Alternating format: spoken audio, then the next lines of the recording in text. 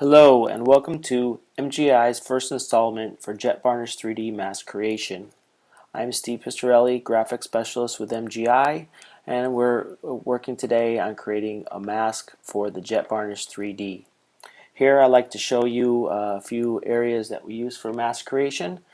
First thing I like to say is we're using Adobe Photoshop CS6 for the software. Knowledge, I would say, is basic photo manipulation to advanced contrast adjustment for grayscale images, and a basic printing understanding for different file types, being TIFF, EPS, PDF, whatever you may be working with. So the knowledge is not that you have to be an expert, but somebody that can get through the different parts of Photoshop, understanding what all the tools do maybe, and some of the basic areas of the image and creating images. File images is very important when doing mask creation. There is a couple criteria we look for. One is the final image must be a grayscale TIFF image at 360 dpi. Your image that you start with, I would ask you to say to create it at 360 dpi as well. So if we come up to image, we go to image size, we'll see here 360 dpi for the resolution. And what we want to do is we want to create this into a grayscale image. Another important area is in Photoshop is the layers palette here. So this will show us each of the different layers that we're working with when we're creating our mask. So I've already taken an image and created it into grayscale here. I'm going to come over to that image right now. To create something to turn it into grayscale, basically we go to image, mode, and select grayscale here, 8 bits channel. The image we started with may have been CMYK or RGB, and we just select grayscale, and it's going to ask you if you want to discard the color, and you say yes, and you would have your grayscale image. Another important factor in grayscale image is coming from for color is you have a lot of dark areas in here which you may want to change the tonal depth of the black inside here. So one thing you're going to do when you get your first image is you want to say, well, what is it I want to outline or create as my mask? What areas do I want to mask out? Traditionally, on most types of spot UV coating that has been done in the past, we would probably just outline the whole area of Thor himself. So he would just be a flat surface of coating, maybe 10 micron thick, maybe 9 micron thick, depending on how you're traditionally doing it, through offset coating system or through silkscreen process, which can be very laborious to get maybe even a thicker amount onto put the coating onto the surface of where Thor is on your image. So here we're in the digital world, we're taking it a little bit step further. We're going to go in, we're going to select the areas that we want to spot UV coat just on a particular person, and we're going to identify areas that we want to use as far as texture wise, and also shape or outline that will enhance the image overall and give us an effect to the image, because we're going to be working in 3D now. We're not only going to be working with a flat surface that we can put a certain thickness of micron onto the surface, say 10 micron, but now we can work up to 100 microns, which is a whole new world for spot UV coating, in that you got a raised effect and you also can give it a texture effect.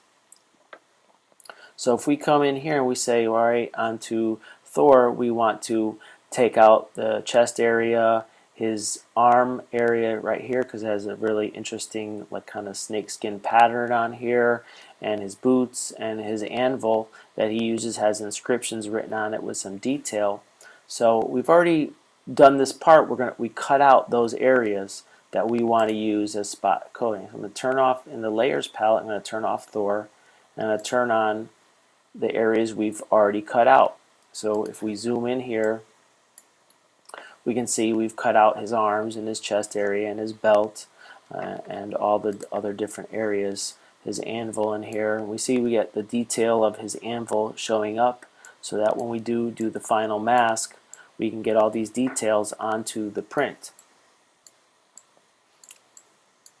So if we come here, I'm going to shut off this one and turn on another one up here. This is one that's been inverted for the color versus this one back here. So I turn these on and off. What we've done is we just inverted the color so that where it was white it is now black, and where it was black it is now white. And this again is to incorporate what areas we want to have more raised effect and what areas we want, no coating at all, and what will give us the best overall look to our image in the final printout. So if we turn on Thor, we can see the white, the white contrast here is where we're going to get our areas. And the other important thing is here is that we're able to have the mask line up to the image, because in our final printout we need to get the print of Thor, which is going to be done on a digital device or an offset device, and then the mask, when it's brought into the Jet Varnish 3D, we print it over the areas that we've highlighted. So taking Thor's left, what we call left arm setting here, we're going to go in and we're going to go to the filter section of Photoshop and go to Filter Gallery. And we're going to get a rendition of Thor using the photocopy filter right now that's just set by default. So if we zoom back out, we can see we've got details of Thor's arm, details of his chest and his belt area. His anvil is showing all the details of the hammer itself, which will show up in the print. And actually right now I think it's quite interesting where it is right now, and this is not even really doing anything. We're just opening up this filter. The filter gallery gives us many different areas that we can go through as far as picking how the filter looks, and it's going to render the image to what we pick out. So if we select stamp, you can see it renders in a different way to a stamp, what we call a stamp tool, and certain areas are highlighted. If we select halftone pattern, we get another interesting effect where we have a pattern of halftone dots in certain areas, and this can also add to the overall effect of what we want to get and give more texture to the image once it's on its final printout. We can come to artistic and go under watercolor, and it's going to render, you see it's rendering the image down here to give a watercolor effect to the image. And again, this is more experimental by nature right now because we don't know how this particular mask will show up once it's printed out. There's no way of seeing what we see right now is going to be, but we're going to get a close rendition. But again, we have to take into account the raised effect of the coating as it's being applied onto the substrate and how it lays on top of the substrate. Different substrates, can give more of a detailed look because the coating will stay on the surface, and some surfaces may cause a little bit of a what we call dot gain of the coating. So you have to experiment with different thicknesses to get the effects that you want. We're going to stay with the photocopy filter just because I think the details are nice. In here we're going to get a nice detail of all the different parts of Thor's suit to show up. So I'm going to say OK, and we're going to see now if I turn on Thor, we can really see the defined area of where he's getting his distinction of texture for all the different areas that he has. So I would say that inside of the mask creation, wherever you have 100% black is if you're using 100 micron thickness to apply to the surface of your substrate, that is going to be 100 micron thick where you have 100% black. If you have 75% black, you're going to get 75 microns, and so on down down to 9 microns. If you say 9 microns, that's what you're going to get. So it's in balance to how much you're applying through the Jet Varnish 3D, that the thickness you'll get for your final output. One of the things that you want to look at is for the details not to get lost. You don't want to have where the coating pulls together if it's too thick in particular areas, and then you kind of turns into a blob. You want to have that defined area, so you may bring down the thickness a little bit in those particular areas to get the desired results. One of the things that you can do is do an experiment using your substrate where you can make up a particular pattern with different thicknesses, so you can see the results of how your mask will turn out in the final print.